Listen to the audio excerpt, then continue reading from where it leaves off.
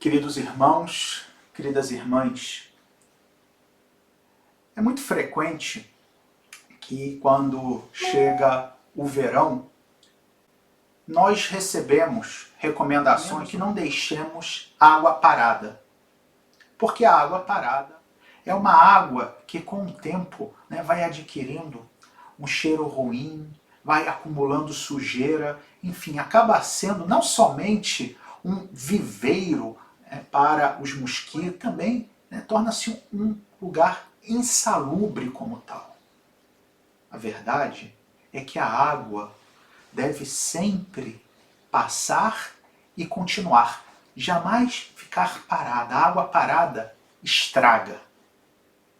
E por que eu estou falando disso? O que isso tem a ver com as leituras que a palavra de Deus hoje nos propôs? Tem a ver com a graça que Deus nos dá, que é como a água.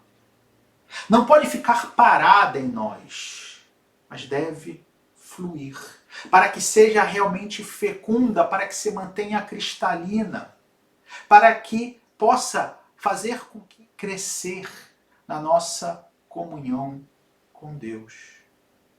Quando a graça não passa por nós e continua o seu caminho, ela acaba se apagando.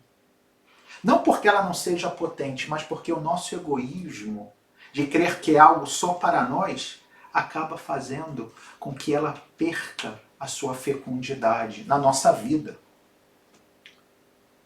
Nosso Senhor, quando aparece ressuscitado, nós escutamos no Evangelho que nesse trecho de São Marcos, vemos como que um resumo de todas as aparições de Jesus. E vemos quando Jesus, por último, vai relatando, primeiro apareceu a Maria Madalena, depois aos discípulos de Emaús e finalmente aos 11 discípulos quando estavam reunidos comendo. Jesus se apresenta a eles, ressuscitado, glorioso, os repreende pela falta de fé e dureza do coração, mas logo depois de os corrigir e certamente enchê-los de alegria, porque novamente estavam em seu meio, o que Jesus diz? Ide pelo mundo e anunciai o Evangelho. Ou seja, a graça que vocês receberam, a alegria que vocês estão experimentando, vocês não podem segurar somente como algo privado, mas devem compartilhar. E essa lógica deve ser aquela que também para nós é a regra. Ou seja, quanto mais eu cresço na fé, quanto mais eu me aproximo de Jesus, quanto mais a alegria de me saber amado por Deus, mais eu tenho que me sentir chamado a compartilhar essa graça, essa alegria, essa fé com os demais. Um cristão, um batizado, que não se sente chamado a evangelizar, tem algo que está fora do lugar nele. Qualquer pessoa que receba uma alegria, que experimenta algo que muda a sua vida, é natural que ela queira que outras pessoas participem disso. E não existe alegria maior, não existe presente mais maravilhoso do que a fé. E mais ainda, a fé é algo que quanto mais eu dou, quanto mais eu distribuo, quanto mais eu compartilho, mais cresce no meu interior. Ou seja, aquele que evangeliza, aquele que leva outras pessoas à fé, também ele cresce na fé. Mas alguém poderia dizer, padre, para o senhor é muito fácil dizer isso. Afinal de contas, estudou, afinal de contas se dedica a isso. Mas eu não sei falar. Eu não estudei. Não conheço profundamente a Bíblia, nem o catecismo. Não sei falar direito. Como é que eu vou sair por aí evangelizando? Além do mais, eu não quero parecer como esses grupos que tem por aí, né, que vão de porta em porta, com perdão do termo, quase que atazanando os demais, né, com uma pressão, você tem que se converter, você tem que aceitar Jesus. Eu não quero ser uma pessoa pesada, eu não quero. Será que é isso que significa então ser batizado, ser um cristão de verdade, ter que estar aí, né, indo atrás dos outros, enchendo a paciência? Claro que não. Em primeiro lugar, eu posso não saber falar, porém, não sou só eu que falo. É o Espírito Santo que também vai falar em mim. Na medida em que eu seja generoso, na medida em que realmente eu me abra a esse desejo de compartilhar a minha fé, é incrível, mas é a verdade que Deus nos utiliza como instrumento. Quantas vezes eu já não fiz essa experiência? Que às vezes tinha preparado algo, até estudado, mas enfim, na hora Deus dá um estalo e você vai por outro lado. Você preparou um discurso e acaba falando outra coisa e que no final das contas é muito mais eficaz. Não porque você seja o mais inteligente, mas porque a graça de Deus flui através de você. É o que vimos hoje na primeira leitura dos Atos dos Apóstolos.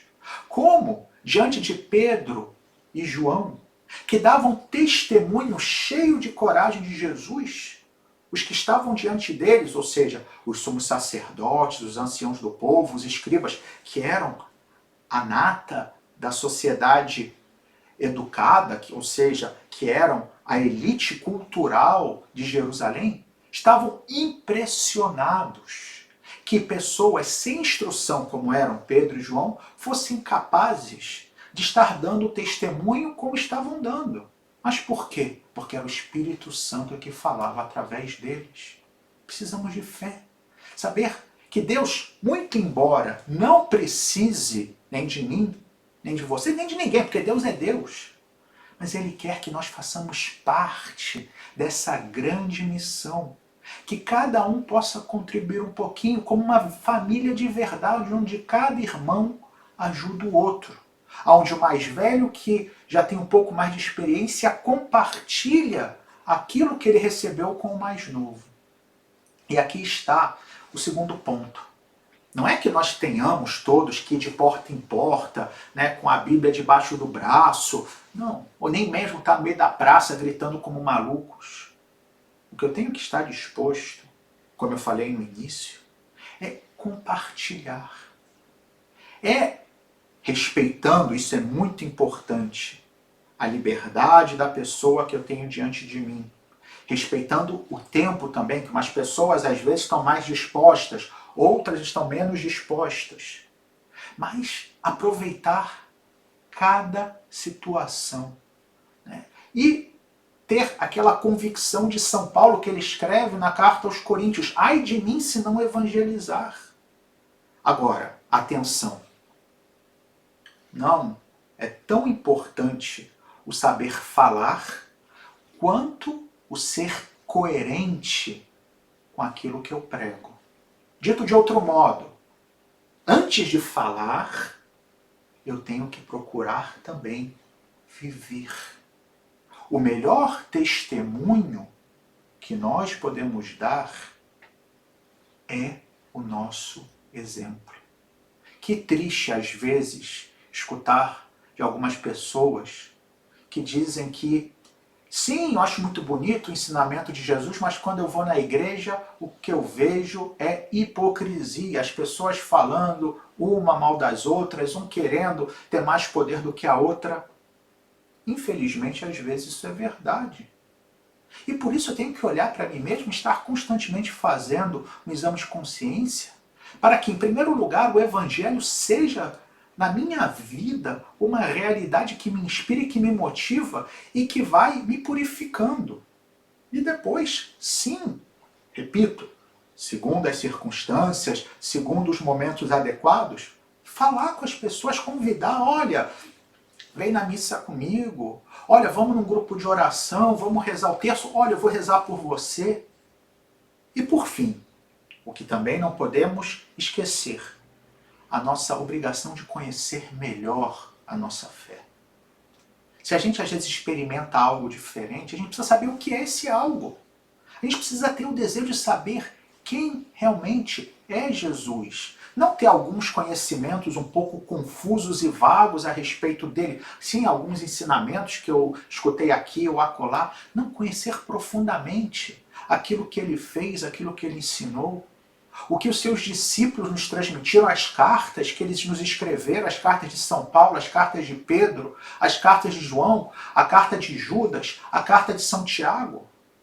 Conhecer os 4 evangelhos, conhecer o Antigo Testamento, os livros históricos, aqueles que contam a história de Israel, conhecer os profetas, conhecer os livros chamados sapienciais, ou seja, os livros que nos falam dessa sabedoria da fé, como é o livro dos Salmos, como é o livro do Eclesiástico, Provérbios, enfim. E quanto mais eu vou conhecendo a palavra de Deus e também estudando o catecismo da igreja, mais o meu horizonte vai se abrindo. Mas eu vou me encantando, porque é disso que se trata. Me encanto com a beleza da fé. E quanto mais eu me encanto com a beleza da fé, mais eu desejo compartilhá-la. Porque eu não posso guardar isso para mim, como a água, que passa e deve seguir o seu curso, que não pode ficar parada. Essa beleza não pode ficar só em mim. É necessário que mais pessoas vejam. Como quando a gente vê um filme bom, que a gente quer depois fazer a propaganda desse filme para todo mundo. Olha, eu vi esse filme maravilhoso. Pois a mesma coisa, muito mais, aliás, diga-se de passagem, porque não é um filme, mas é a salvação. É a realidade de saber que Deus, como diz o Salmo responsorial, nos ouve, está ao nosso lado. E que Deus, então, sempre nos dê a força do Espírito Santo para termos coragem e ir, como Jesus nos mandou no Evangelho, por todo o mundo, anunciando a sua palavra. Louvado seja nosso Senhor Jesus Cristo. Para sempre seja louvado.